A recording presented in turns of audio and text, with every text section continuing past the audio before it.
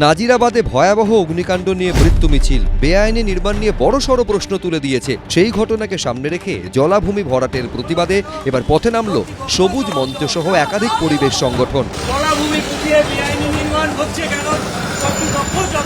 কোনো core area buffer area বলে নয়, কোনো জায়গাতেই যেটা ওয়েটল্যান্ড বলে চিহ্নিত আছে সেটাতে ওয়াটার বডি থাকলো কি না থাকলো বড় কথা নয়। এই ওয়েটল্যান্ড এরিয়াতে কোনো রকম কোনো কনস্ট্রাকশন হতে পারবে না। রবিবার আনন্দপুরের জগন্নাথ মন্দির থেকে নাজিরাবাদের ঘটনাস্থল পর্যন্ত প্ল্যাকার্ড হাতে মিছিল করেন পরিবেশ কর্মীরা।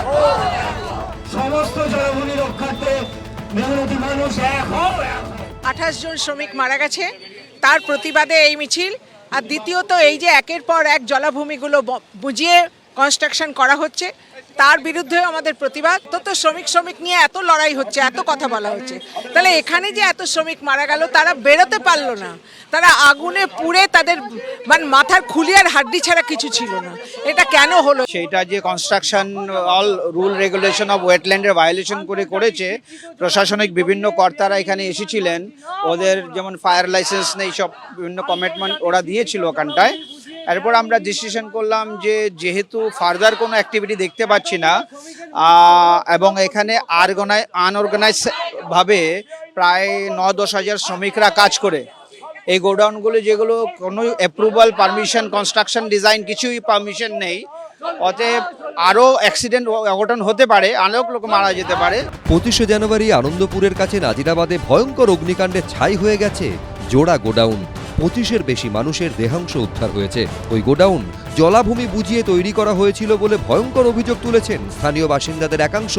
সব এইরকম এই জলাশয় ছিল, তাও ধান চাষ করতো এরকম।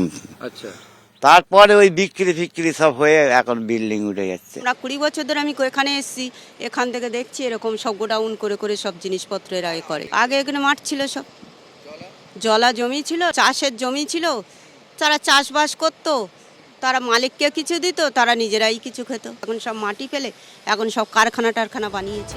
প্রশাসনের চোখের সামনে জলাভূমি বুঝিয়ে বেআইনি নির্মাণ হলো কিভাবে প্রশ্ন তুলছে বিরোধীরা। আপনি 2011 সালের ম্যাপ দেখুন, স্যাটেলাইট ম্যাপ, আর 2025-26 সালের ম্যাপ দেখুন, স্যাটেলাইট ম্যাপ, বুঝতে পারবেন যে যেটা ছিল জল আর জমি সেটা হয়ে গেছে শেড আর শেড। তৃণমূলের আমলে 11 থেকে 25-26 ঘর বাড়ি তো চিরকাল কিছু না কিছু টুকটাক হয়, সে আলাদা কথা, কিন্তু ক্রমশ শেড, নানান রকমের গোডাউন, নানান রকমের কনস্ট্রাকশন এবং বড় বড় কোটি কোটি টাকার ব্যবসা কেন হলো? গোটা এলাকা, গোটা রামসার সাইড ধ্বংস করা হয়েছে। অথচ নাজিরাবাদ কাণ্ডের পর কলকাতার মেয়র ও পুরমন্ত্রী ফিরহাদ হাকিম জলাভূমি ভরাট করে নির্মাণ নিয়ে বাম সরকারের দিকেই আঙুল তুলেছিলেন। 2006 সাল থেকে এটা চলছে। জলাজমি এখন আর কোনো ভরাট হচ্ছে না। এখন হলে সেগুলো যেন রিসেন্টলি তুমি জানো একটা পাঁচিল দিচ্ছিল, ভেঙে দেওয়া হয়েছে। এখন কিছু হচ্ছে না, এগুলো আগের 2006-2000 সালের বা রামসে কনভেনশনের আগে। তৃণমূলটাই তো বেআইনি, কারণ ওটাও তো বাম আঙুলেই তৈরি।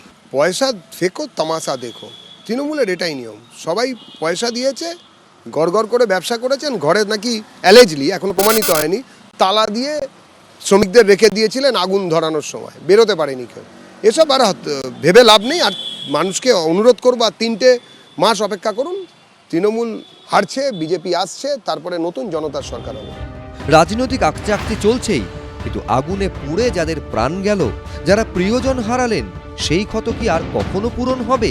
সুদীপ্ত আচার্য, শিবাশিস মৌলিক, এবিপি আনন্দ, কলকাতা। এবিপি আনন্দ, এগিয়ে থাকে, এগিয়ে রাখে।